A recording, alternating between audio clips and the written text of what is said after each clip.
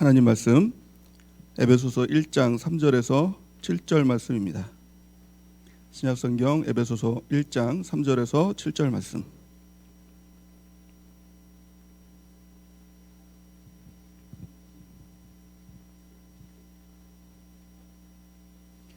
신약성경 에베소서 1장 3절에서 7절 말씀 우리 교독하시겠습니다. 제가 먼저 읽고 또 여러분들이 읽도록 하겠습니다. 찬송하리로다. 하나님 곧 우리 주 예수 그리스도의 아버지께서 그리스도 안에서 하늘에 속한 모든 신령한 복을 우리에게 주시되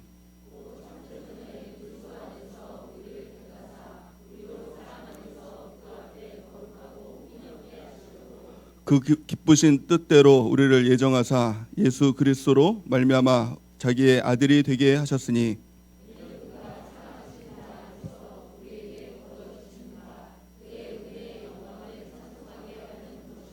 우리는 그리스도 안에서 그의 은혜의 풍성함을 따라 그의 피로 말미암아 속량 곧 죄사함을 받았느니라. 아멘. 할렐루야. 하나님의 은혜와 복이 우리 모두에게 임하기를 예수님의 이름으로 간절히 축원해 드립니다. 수요예배 말씀을 통해서 우리 축복에 대한 주제로 말씀의 은혜를 나누고 있습니다. 우리가 보통 축복하면 가장 먼저 떠오르는 것이 무엇입니까? 보통 물질의 축복 떠오르지 않습니까? 건강의 축복 우리가 좀 떠오르지 않습니까? 또 가정의 축복, 자녀의 축복 여러 가지들이 떠오릅니다. 하지만 정말 중요한 축복이 있다는 거예요. 정말 하나님의 복이 있다는 것입니다. 때로는 예수님을 믿고 돈을 좀 많이 벌지 못해도 또 건강이 좀 상한다 할지라도 또 자녀의 어떤 문제가 있다 할지라도 그보다 더 큰 복이 있다는 것을 우리는 깨달을 때 정말 하나님의 축복을 발견할 수가 있습니다. 성경에 보면은 바울이 있죠. 사도 바울이 예수님을 믿기 전에는 오히려 세상 가운데서 더 인정받았던 사람이었습니다. 그에게는 물질도 있었고요, 또 명예도 있었고요, 또 지식도 있었습니다. 또 세상에서 어떤 권위도 가지고 있었습니다. 근데 예수님을 믿는 순간 모든 걸 다 잃어버렸어요. 물질도 잃어버리고 또 병까지 얻었습니다. 그가 뭐 성경 학자들이 얘기하면 안질, 간질 뭐 그런 병이 걸렸다 그러죠. 아마 그 추측하기로는 예수님을 그가 다메섹 도상에서 만났을 때 너무 큰 빛을 봐서 이제 눈에 병이 생겼다라고 이렇게 추측을 하곤 합니다.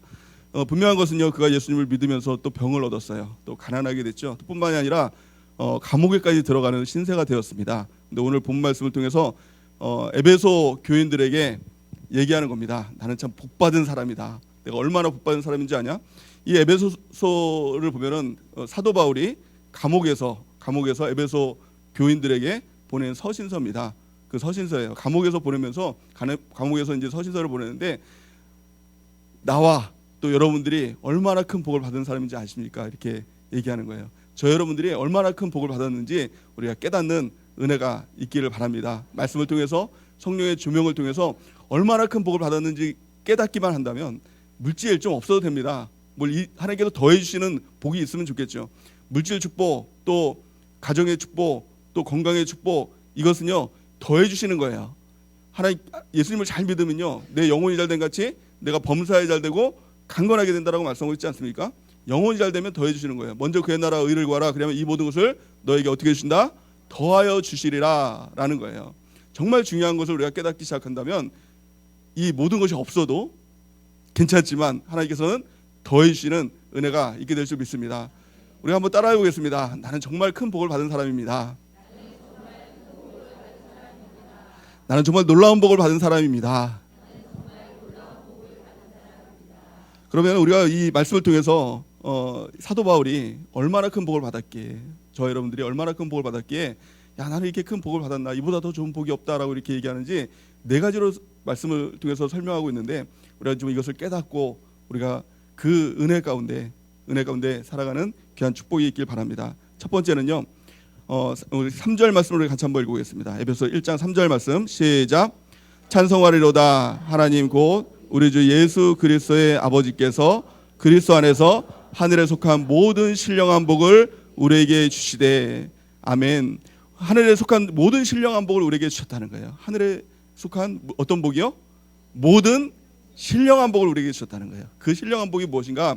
첫 번째는 4절 말씀에 보니까 곧 창세전에 그리스도 안에서 우리를 택하사 우리로 사랑 안에서 그 앞에서 거룩하고 흠이 없게 하시려고. 아멘. 우리를 택하셨다는 것입니다. 가장 첫 번째 복이 무엇입니까? 우리를 선택하셨다는 거예요. 우리를 선택하신 것이 가장 큰 축복인 줄 믿습니다. 전 세계 65억 인구 중에 예수님을 믿는 인구가요 33%가 된다고 합니다. 근데 정말 예수님을 제대로 알고 제대로 믿는 사람은요 6%에 불과하다고 합니다. 그러니까 퍼센트로 따지면 100명 중에 6명이 예수님을 믿고 구원을 받는다는 거예요. 그 중에 저와 여러분들이 있다는 것이 얼마나 큰 복입니까? 그 복이 있다는 것을 우리가 깨닫기를 바랍니다. 하나님의 선택에는요 세 가지 특징이 있습니다. 선택하신 복에는 세 가지 특징이 있어요. 첫 번째는 에베소서 1장 4절 말씀에 보니까 곧 창세전에 그리스도 안에서 우리를 택하사 우리로 사랑 안에 그 앞에 거룩하고 흠이 없게 하시려고 이렇게 말씀하고 있어요. 창세전에 우리를 택하셨다는 것입니다. 창세전에 택했다는 거예요. 우연히 길을 가다가 우리를 택한 것이 아니라, 우연히 우리를 만나서 택한 것이 아니라 이미도 세상이 만들어지기 전에, 세상이 창조되기 전에 우리를 택하셨다는 것입니다. 믿으십니까? 믿으십니까? 성령의 조명하심으로 우리가 이것이 믿어지는 귀한 축복이 있길 바랍니다.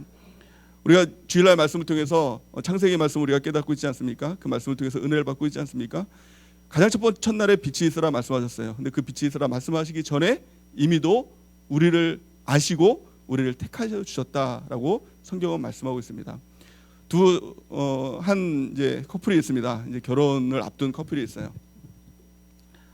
이제 아내 될 이 여자친구가 이제 남자친구한테 이렇게 물어봅니다. 자기야, 나 자기한테 물어볼 게 있는데 솔직하게 대답해줘, 이렇게 물어봅니다. 그런 말을 들으면 어떻습니까? 남자가 긴장을 하죠. 무슨 말을 하려고. 그래서 뭔데 이렇게 물어봅니다.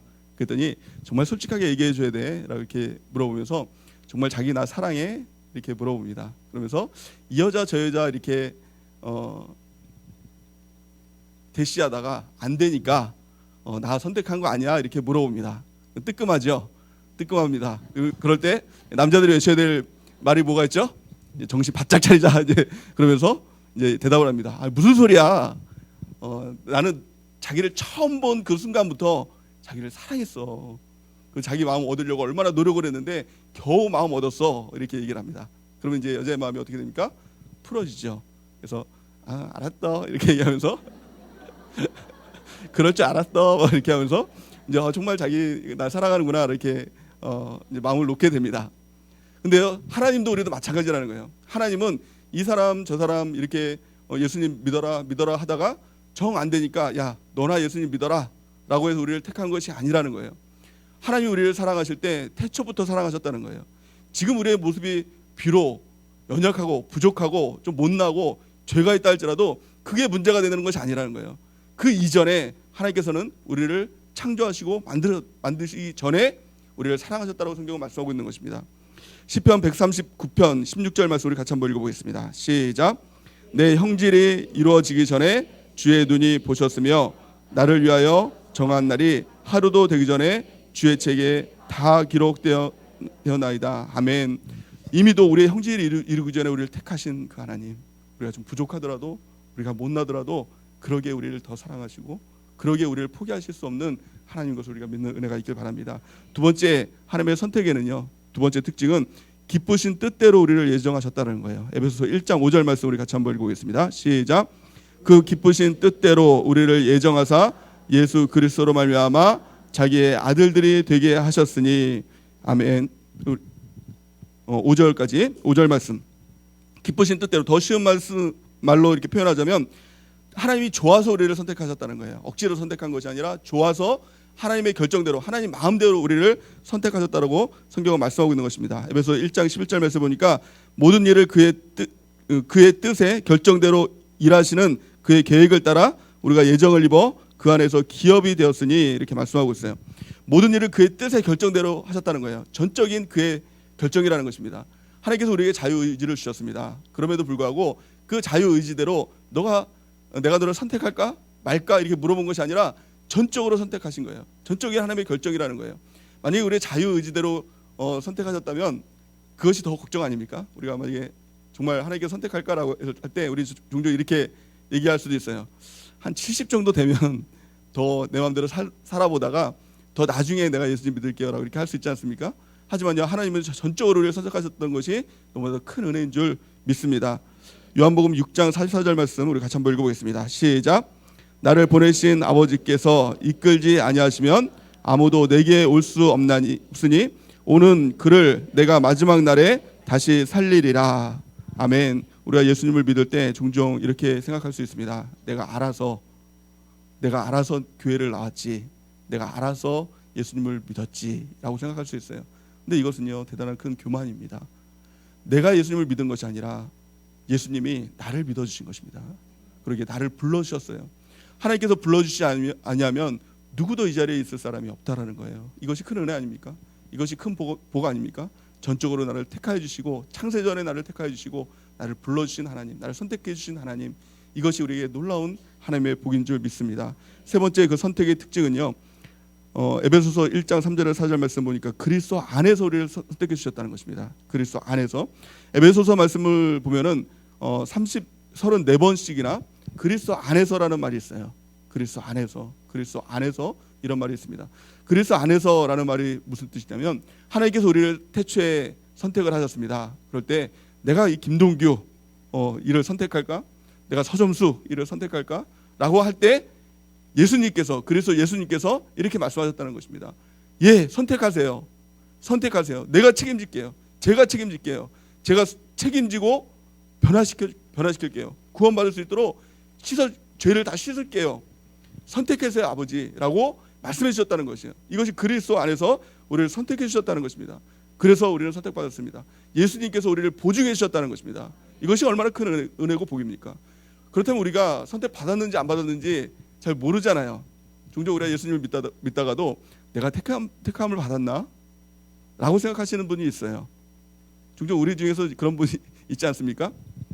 그렇다면 내가 선택받았는지 안 받았는지를 어떻게 알 수 있을까요?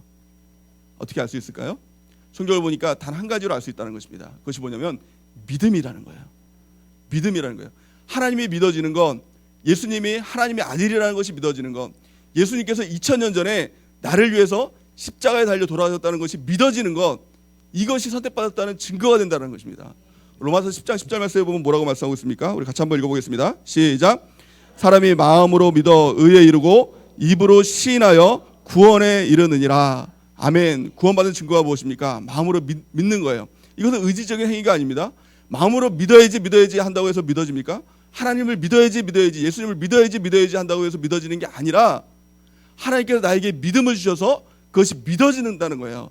그래서 시인하게 된다는 거예요. 예수님 나의 구주이시고 나의 주님이십니다 라고 시인하게 된다는 거예요.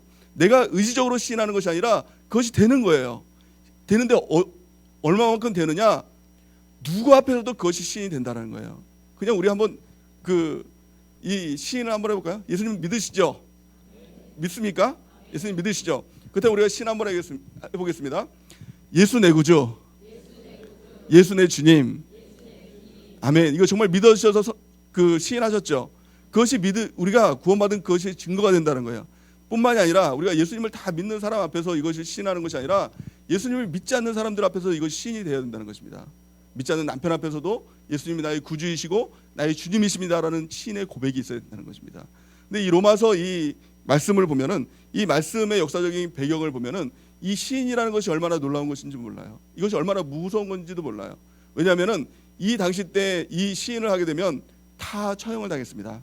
예수님 나의 구주이시고 나의 주님이십니다라고 얘기를 하면은 다 옥에 끌려가고 처형을 당했어요. 그럼에도 불구하고 내가 예수님을 믿습니다, 예수님 나의 구주이시고 나의 주님이십니다라고 고백하는 그 믿음이 있으면 내 안에 구원에 대한 확증이 된다는 것입니다. 저 여러분들은 어떻습니까? 누구 앞에서라도 이 고백을 할 수 있는 그런 자신이 있으십니까? 예를 들어서 북한에서 쳐들어왔어요. 김정은 앞에 섰어요. 김정은이 얘기합니다. 너 예수님 믿을래 안 믿을래? 너 예수님 믿으면 죽여버리고 예수님 안 믿으면 살려줄게 라고 하면 어떻게 하겠습니까? 당연하죠. 당연한 거예요. 고민할 필요가 없어요. 저 여러분들의 그런 믿음이 있어요. 예수님 믿습니다. 목숨과도 바꿀 만한 그 믿음이 있지 않습니까? 그 믿음을 하나님께서 내게 주신 거예요. 근데 그거 참 희한하잖아요. 우리 예수님 본 적도 없지 않습니까? 본 적도 없어요. 또 이스라엘, 저는 가끔 이렇게 헷갈립니다. 이스라엘이 아시아인지 또 아랍인지 유럽인지 이렇게 헷갈릴 때도 있어요. 근데 제가 모르는 그 이스라엘에서 예수님이란 분이 태어나셨다는 거예요. 2000년 전에. 그것도 엊그제 태어난 게 아니라. 근데 그 예수님이 믿어지는 거예요. 근데 그 믿어질 뿐만이 아니라 그 예수님을 위해서 죽을 만큼의 그 믿음이 있는 거예요. 목숨보다도 더 사랑하는 마음이 있는 거예요. 그 믿음이 어떻게 내 자신 안에서 생겨나게 되겠습니까? 그렇지 않잖아요. 그 믿음은 하나님께서 우리에게 주신 선물이라고 성경은 말씀하고 있는 것입니다. 저는요, 이렇게 믿음이 있는 사람이 아니에요. 굉장히 의심이 많은 사람이에요. 어렸을 때부터 굉장히 의심이 많았어요. 그래서 심지어서 어떤 의심까지 했느냐, 우리 아버지 어머니가 친아버지가 맞을까? 초등학교 때 이것 때문에 심각하게 고민을 했어요. 그래서 영화 이렇게 스타워즈를 보고 나서 이렇게 딱 집에 왔는데 혹시 우리 부모님들이 외계인은 아닐까? 이 정도로 의심을 했어요. 근데 저희 아버지가 그 145대 때 그 이북에서 이렇게 오신 분이거든요. 근데 어느 날은 우리 아버지가 혹시 간첩은 아니실까? 이렇게 의심까지 했던 사람이에요. 굉장히 의심이 많았어요. 뭐 보지 않으면 못 믿고 느껴지지 않으면 못 믿는 그런 사람이었어요. 그러니까 성경에 보면은 도마를 보면은 이렇게 제 영적 체질이 도마가 아닌가. 보지 않고는 못 믿는 이 도마 같은 사람이 바로 내 자신이다라고 이렇게 생각이 됩니다. 그런데 참 희한한 것은 제가 믿는 거예요. 어떻게 믿지? 제가 믿을 수 있는 사람이 아니거든요. 근데 그게 믿어지는 거예요. 너무 믿어지는 거예요. 너무 믿어지고 목숨을 바쳐서라도 믿을 수 있는 그 믿음이 있는 거예요. 10몇 년 전에 집사람하고 성서 체험전이라는 곳에 갔습니다. 그때는 별로 또 신앙에 이렇게 잘 믿지도 않았어요. 술 담배도 다 하고 잘 믿지도 않고 이렇게 날라리 신자였죠. 근데 이렇게 성서 체험전에 갔는데 바울이 갇혔던 이렇게 옥이라는 데를 이렇게 가봤어요. 근데 굉장히 좀 허접하게 만들어놨더라고요. 막 이렇게 종이로 해가지고 별로 이렇게 실제랑 전혀 상관없이 이렇게 만들어져 있었어요. 근데 거기에 이제 딱 들어갔더니 문을 이렇게 꽉 닫더라고요. 기분 나쁘게 문을 닫더니 문을 잠가버리는 거예요. 그 로마 군병 이렇게 옷을 입은 사람이 문을 이렇게 잠가버리는 거예요. 그래서 왜 잠그지 이렇게 딱 그랬어요. 그랬더니 로마 군병이 저를 또 이렇게 보더니 이렇게 물어보는 거예요. 너 예수님 믿을래 안 믿을래? 예수님 믿으면 거기 그대로 있어서 넌 죽는 거고 예수님을 안 믿으면 꺼내줄게 이렇게 얘기하는 거예요.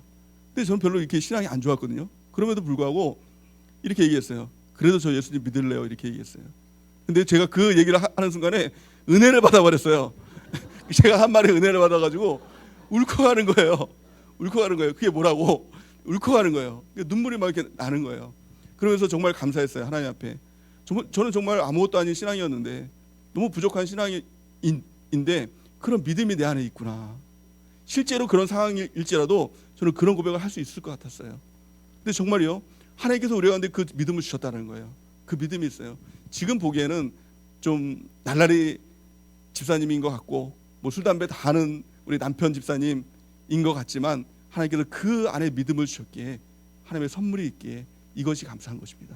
이것이 하나님의 가장 큰 축복이라는 것을 우리가 깨닫는 은혜가 있기를 바랍니다. 요한일서 5장 1절 말씀 우리 같이 한번 읽어보겠습니다. 시작.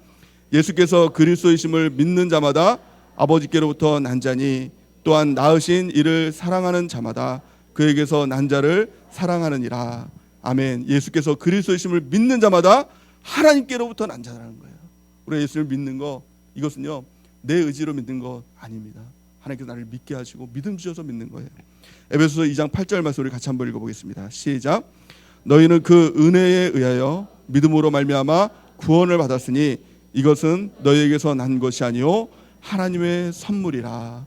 아멘. 하나님의 선물로 우리 가운데 이 믿음을 주셨다는 거예요. 우리가 이 말씀을 들으면서 혹시 이런 분들이 있어요. 난 아직도 잘 안 믿어지는데 김정은 앞에서 내가 아직 시인할 그런 믿음은 안 되는데 라고 하는 사람이 있어요. 둘 중 하나겠죠. 선택을 못 받았든가 아니면은 믿음이 아직 연약하든가 라는 거예요. 근데 우리가 이 예배를 드릴 수 있을 만큼 이 저녁 시간에 이 자리에 올 수 있을 만큼 이 시간을 드렸다면 그 믿음이 없으면 우리가 이 자리에 있겠습니까? 하나님께서 불러주지 않냐면 누구도 하나님께로 나올 자가 없다라고 말씀하셨는데 이 자리에 불러주셨으니까 이 자리에 있는 거 아닙니까? 만약에 그 믿음이 없다면 믿음을 구하세요. 하나님 큰 믿음을 구하세요. 하나님 그 믿음 내게 없습니다. 하나님 그 믿음 선물이라고 하셨는데 그 믿음을 통해서 내가 구원에 대한 확증을 갖게 하여 주시고 또 하나님께서 나를 택하여 주셨다는 그 확증을 갖게 하여 주옵소서라고 기도하는 시간 갖기를 바랍니다. 또한 그 믿음이 있다면 하나님 앞에서 내가 얼마나 귀한 존재인지 내가 얼마나 사랑스러운 존재인지 하나님께서 창세전에 나를 사랑하시고 나를 택하여 주셨는데 그 은혜가 얼마나 큰지 내가 얼마나 축복받은 사람인지 우리가 그걸 깨닫는 은혜가 있기를 바랍니다. 두 번째 하나님의 귀한 축복이 무엇입니까? 그것은 내가 하나님의 자녀가 되었다는 것입니다. 하나님의 자녀가 되었다. 우리 4절 5절 말씀 우리가 같이 한번 읽어보겠습니다. 시작. 곧 창세전에 그리스도 안에서 우리를 택하사 우리로 사랑 안에서 그 앞에 거룩하고 흠이 없게 하시려고 그 기쁘신 뜻대로 우리를 예정하사 예수 그리스도로 말미암아 자기의 아들들이 되게 하셨으니. 아멘. 하나님께서 우리를 택하여 주셨습니다. 왜 택해 주셨습니까? 거룩한 하나님의 자녀, 하나님의 아들 딸이 되기 위해서 우리를 택해 주셨다라고 성경은 말씀하고 있는 것입니다. 하나님께서 우리 아버지가 되셨어요. 이것보다 더 큰 축복이 있습니까? 이것보다 더 큰 복이 있어요? 우리가 예를 들어서 이 중에서 아마 그런 분이 없겠지만 이건희 회장의 아들이 있다라고 생각을 하면 혹시 있으십니까? 없으시죠? 예, 없겠죠. 이건희 회장의 아들이 이 자리에 있어요. 그럼 우리가 딱 드는 생각이 무엇인가? 첫 번째 드는 생각, 야 좋겠다. 아버지 잘 만나서 돈 걱정을 안 하겠다. 야 부럽다. 이렇게 생각이 들지 않겠습니까? 그런데요, 나는 어떤 존재냐? 이건희 회장 아들만 돼도 그렇게 부러운 존재인데, 그렇게 복받은 존재인데, 나는 하나님의 아들이라는 거예요. 천지 만물이 다 하나님 것이라는 거예요. 이건희 회장 아들이 좋겠습니까? 아니면 하나님 아버지의 아들이 좋겠습니까? 하나님의 아들이 좋겠습니까? 하나님 아들이 좋은 것이죠. 저와 여러분들이 그런 존재라는 거예요. 그래서 우리가 망각하고 살아간다는 것입니다. 우리 성경을 보겠습니다. 갈라디아서 4장 6절 말씀 우리가 한번 읽어보겠습니다. 시작.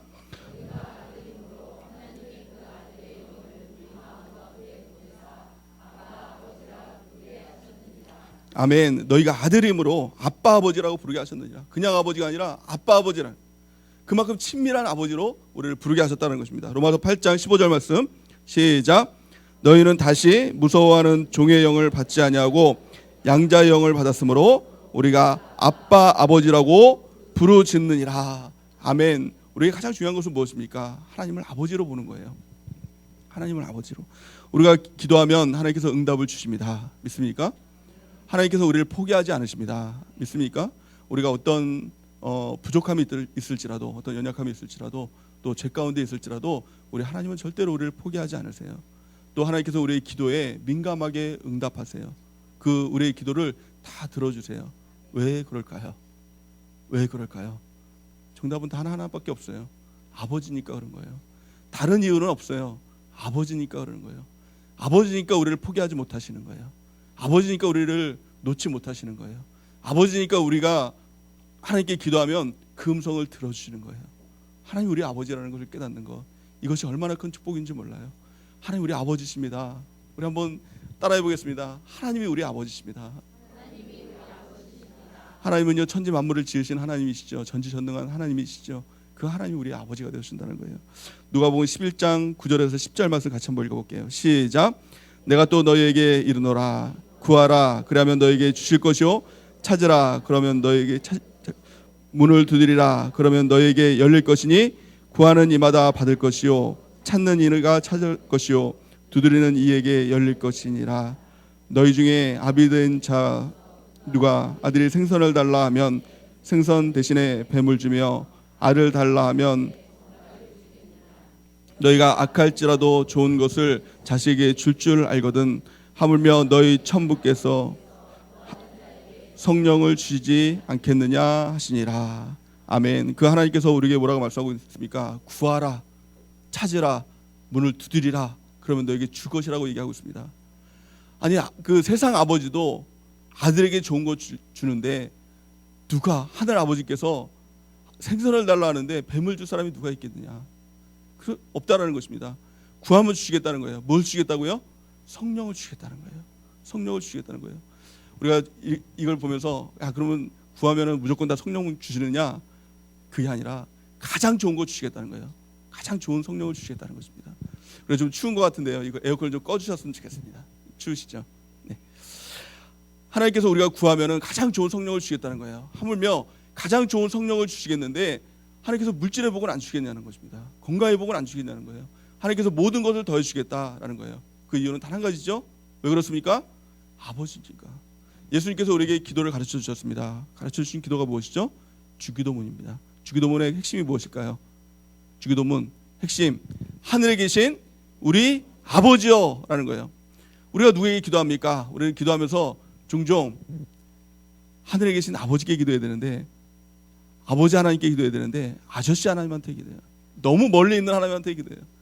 너무 멀리 있는 하나님한테 기도해요. 아버지 하나님이에요. 우리 아버지한테 구하는 거예요. 그런데 정말 형체가 없는 무엇인가 멀리 있는 어떤 신학이 기도하고 있다는 것입니다. 기도의 핵심은요, 아버지께 기도하는 거예요. 아버지, 나를 낳아주신 그 아버지께 기도하는 것이라는 것입니다. 성경은 말씀하고 있어요. 하나님께서 나를 낳아주셨다라고 말씀하고 있는 것입니다. 시편 2편 7절 말씀을 같이 한번 읽어보겠습니다. 시작. 내가 영을 여호와께서 내게 이르시되 너는 내 아들이라 오늘날 내가 너를 낳았도다. 아멘. 우리 이 말씀이 제가 개정개혁이 아니라 한글개혁으로 해주신 것 같아요.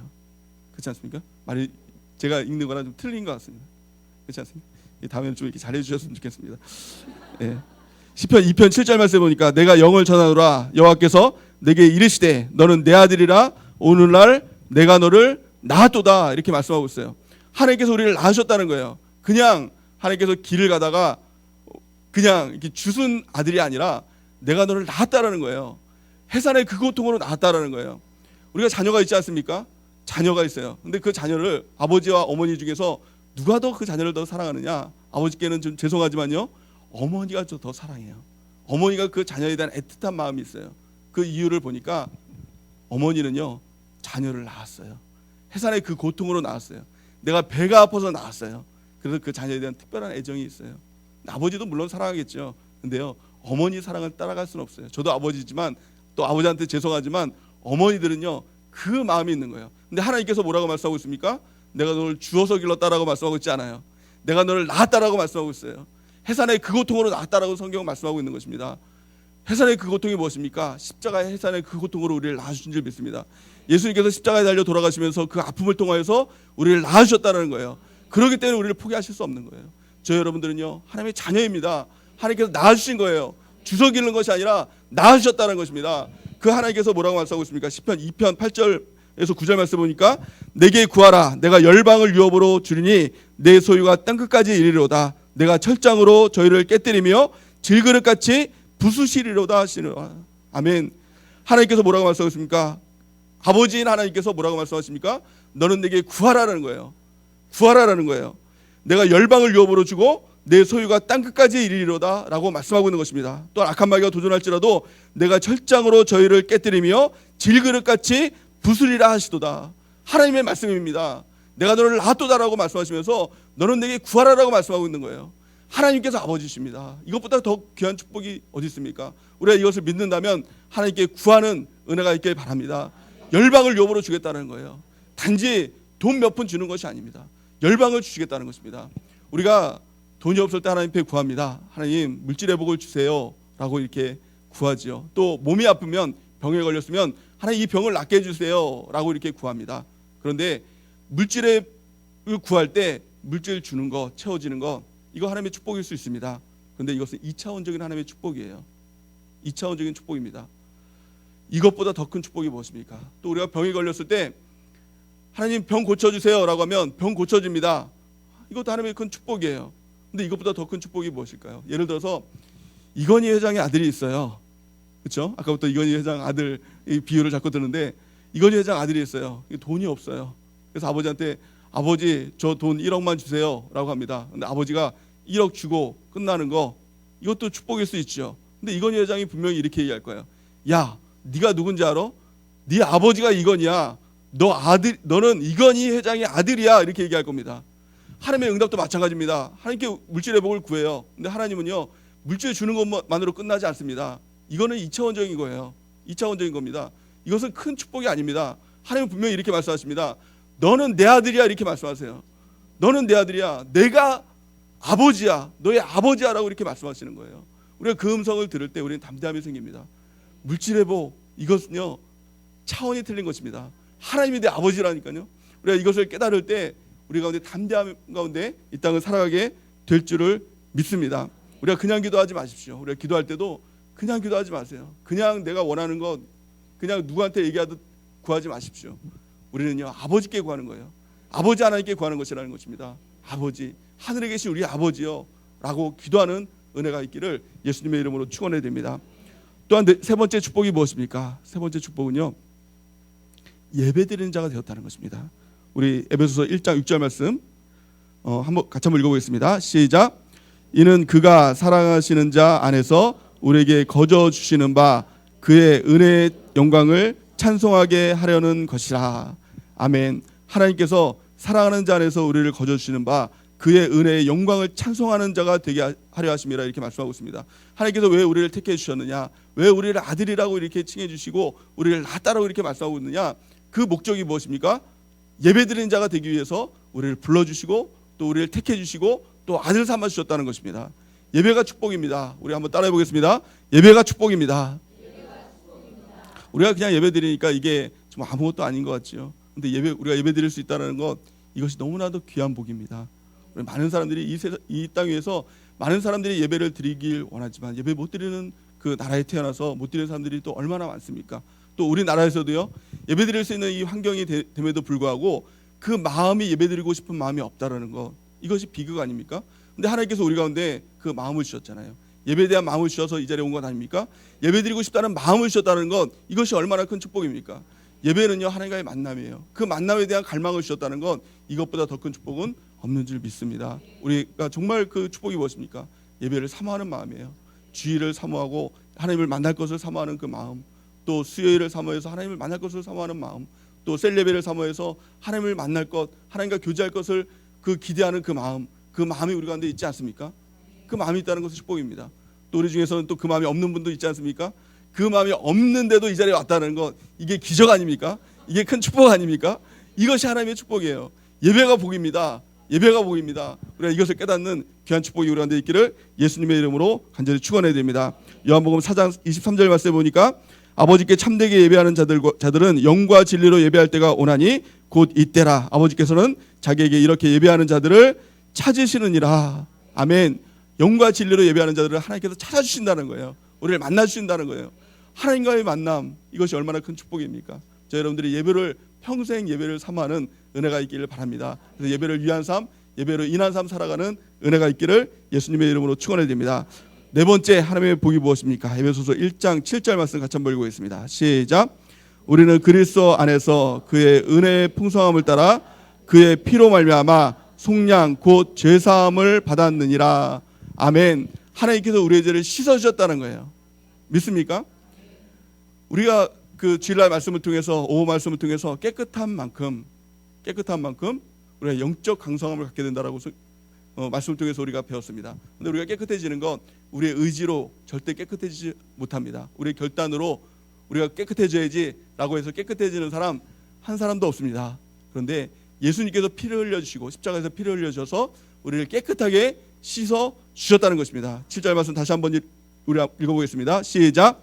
우리는 그리스도 안에서 그의 은혜의 풍성함을 따라 그의 피로 말미암아 속량 곧 죄사함을 받았느니라. 아멘. 예수님의 피로 말미암아 우리가 씻겨지고 의인이 된 존재가 된 줄을 믿습니다. 우리가 회개를 통해서 하나님께서 우리의 죄를 용서해 주십니다. 그런데 그것이 얼마나 큰 축복인지 몰라요. 회개하면 용서해 주시겠다는 거예요. 우리가 고백하면, 자백하면 용서해 주시겠다는 거예요. 세상에서 자백한다고 용서해 주는 법 없습니다. 잘못하면요, 그 잘못 반드시 치러야 됩니다. 심지어는 교통법규만 어겨도 용서 빈다고 안 되더라고요. 제가 얼마 전에 이 문바라이시를 이렇게 나가다가 걸렸어요. 경찰한테. 이렇게 딱 눈치를 보니까 이걸 안전벨트를 제가 안 했더라고요. 그래서 가면서 이 안전벨트를 이렇게 급하게 하는데 이게 안 당겨져요. 이 급하게 하면 이게 안 당겨지거든요. 그러니까 만약에 막 그런 경우가 있다면 이게 슬며시 이렇게 해도 돼요. 근데 이게 안 되는 거예요. 근데 이렇게 하면서 이게 딱 걸렸어요. 눈이 마주쳤어요. 이렇게 오라고 그러더라고요. 그래서 문을 내렸어요. 그래서 너무 이제 불쌍하게 보이면 좀 용서해 줄까. 그래서 정말 죄송합니다. 너무 수고하시는데 너무 죄송합니다. 제가 급하게 나오느라고 이 안전벨트를 원래 잘 하는데 오늘만 이렇게 안 했습니다. 이렇게 잘못했습니다라고 했어요. 그랬더니 경찰 아저씨가 네 알겠습니다. 그러니까 운전면허 좀 주세요. 이렇게 얘기를 하더라고요. 그래서 3만 원 딱지 끊었어요. 이게 용서해달라고 회개했거든요. 회개한다고 해서 용서 안 해주더라고요. 절대 세상은요 회개한다고 잘못했다 그래서 용서해주는 법이 없습니다. 오직 하나님이 우리를 용서해 주시는 거예요. 이것이 얼마나 큰 축복인지 몰라요. 잘못했는데 고백하고 자백하고 용서해 주세요 라고 하면 깨끗하게 씻어주겠다는 거예요. 정말 깨끗하게 씻어주겠다는 거예요. 또 새로운 날을 허락해 주시겠다고 성경은 말씀하고 있는 것입니다. 사도행전 3장 19절 말씀 우리 같이 한번 읽어볼까요? 시작. 그러므로 너희가 회개하고 돌이켜 너희 죄 없이 함을 받으라. 이같이 하면 새롭게 되는 날이 주 앞으로부터 이를 것이요. 아멘. 우리가 돌이켜 회개하면 죄 없이 함을 받게 된다는 거예요. 또 하나님 앞에서 새롭게 되는 날이 우리 가운데 펼쳐지게 된다는 것입니다. 우리가 회개하지 않으면 나타나는 특징이 있어요. 그날이 그날 같아요. 오늘이 어제 같고 어제가 그제 같고 그냥 반복되는 삶인 것 같아요. 근데 하나님 앞에 회개하면은 어떤 역사가 일어나냐? 죄 없이 시험을 받고 전혀 새로운 하나님의 날이 우리 가운데 펼쳐지게 된다라고 성경 말씀하고 있는 것입니다. 오늘 회개의 영이 우리 가운데 부어져서 하나님 앞에 회개하는 은혜가 있길 바랍니다. 회개하면 용서해 주겠다는 것, 우리의 죄를 씻어 주겠다는 것, 예수의 피가 우리 가운데 뿌려져서 우리가 의인이 되었다는 것, 이것이 얼마나 큰 축복입니까? 우리가 네 가지 축복에 대해서 오늘 말씀을 통해서 우리가 깨달았습니다. 첫 번째 축복이 무엇입니까? 선택받았다는 축복이에요. 창세전에 우리를 선택하셨다. 우리가 하나님께서 우리를 찍었다라는 거예요. 그리고 우리를 포기하지 않으신다는 거예요. 두 번째 복이 무엇입니까? 우리가 하나님의 자녀가 되었다는 거예요. 하나님이 우리의 아버지가 되었다는 것입니다. 또 세 번째 복이 무엇입니까? 우리가 예배드리는 자가 되었다. 예배드릴 마음을 주시고 예배드릴 환경을 주시고 또 이 자리에 있다는 것이 하나님의 복인 줄 믿습니다. 우리 네 번째 복이 무엇입니까? 우리가 의인이 되었다는 거예요. 예수님의 거룩한 보혈로 우리가 씻겨졌다는 것입니다. 근데 이 하나님의 복은요, 배워서 깨달아지는 것이 아니더라고요. 우리가 아무리 선택받았다라고 얘기를 들어도 잘 깨달아지지 않아요. 그것이 분명한 사실임에도 불구하고 하나님께서 우리 아버지가 되었습니다라고 처음 들은 분 혹시 계십니까? 아니에요. 우리 계속 그 얘기를 들었어요. 그럼에도 불구하고 정말 아버지라는 것이 잘 느껴지질 않아요. 또 예배가 복이라는 건 처음 들은 것 아니잖아요. 그럼에도 불구하고 정말 예배가 복이라는 것이 잘 느껴지질 않아요. 또 우리가 씻겨졌어요. 우리가 회개하면 예수님께서 우리를 씻겨주신다는 말씀이 처음 들은 말씀이 아님에도 불구하고 그렇게 실감되질 않아요. 이것은요, 배워서 되는 것이 아니에요. 우리가 그렇게 생각해서 되는 것이 아니라 오직 성령이 임할 때, 성령의 충만함이 무엇입니까? 성령이 충만하면 내가 얼마나 복을 받은 사람인지 이것이 깨달아져요. 이것이 정말 깨달아져요. 그래서 얼마나 행복한지 몰라요. 성경이 이렇게 말씀하고 있어요. 고린도전서 2장 9절에서 10절 말씀에 보니까 기록된 바 하나님이 자기를 사랑하는 자들을 위하여 예비하신 모든 것은 눈으로 보지 못하고 귀로 듣지 못하고 사람의 마음으로 생각하지도 못하였다 함과 같으니라. 오직 하나님이 성령으로 이것을 우리에게 보이셨으니 성령은 모든 것 곧 하나님의 깊은 것까지도 통달하시느니라. 아멘. 성령이 우리 가운데 오시면 우리가 하나님의 선택받았다는 것이 깨달아집니다. 이 사실에 감격하게 돼요. 또한요, 내가 하나님의 자녀라는 사실에 너무 감격하게 돼요. 하나님이 나의 아버지라는 그 사실이 얼마나 큰 복인지 우리가 이것이 깨달아지기 시작한다는 것입니다. 예배드리고 있는 이 순간이 얼마나 하나님의 복인지, 얼마나 이 기쁜 순간인지 이것이 깨달아지기 시작한다는 거예요. 또한 내가 예수의 보혈로 내가 깨끗해졌다는 이 사실이 얼마나 귀한 축복인지 이것이 깨달아지기 시작한다는 것입니다. 이 시간 우리가 기도할 때 성령의 충만함을 구하는 은혜가 있길 바랍니다. 성령의 충만함을 통해서 성령이 깨닫게 하시고 성령이 알게 하셔서 우리가 이 복 가운데 하나님께 구하고 내 아버지인 하나님께 이것을 구하며 나갈 때 하나님께서 구하는 모든 자에게 이 모든 것을 더하여 주지 않겠느냐라는 이 말씀 가운데 하나님께서 큰 축복의 역사가 우리 가운데 나타나게 될 줄을 믿습니다. 그러게 이 시간 우리가 성령의 충만함을 구하는 은혜가 있기를 예수님의 이름으로 축원해 드립니다.